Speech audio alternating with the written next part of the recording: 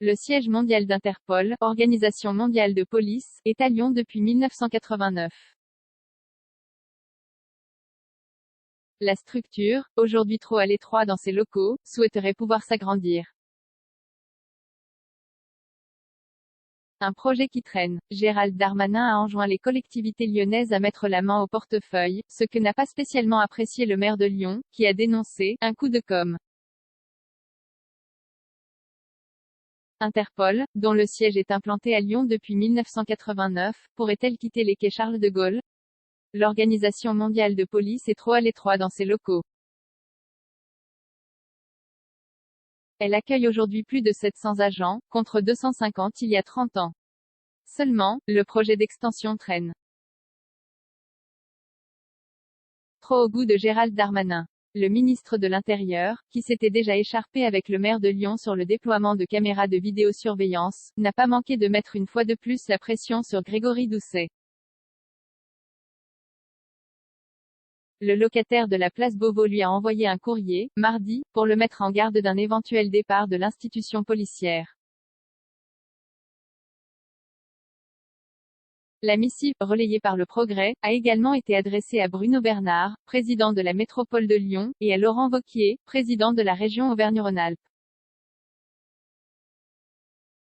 Plusieurs pays sur les rangs, plusieurs pays, en particulier les Émirats arabes unis, se sont positionnés pour financer et accueillir la direction exécutive des services de police.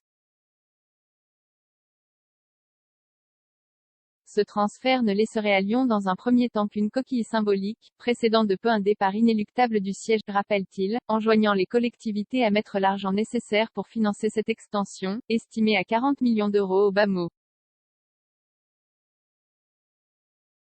Le maire de Lyon a réservé sa réponse au micro d'Europe 1.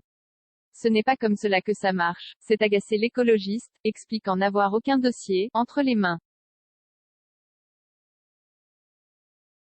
Vous connaissez un investisseur privé qui mettrait de l'argent sur la table sans savoir sur quoi il va investir?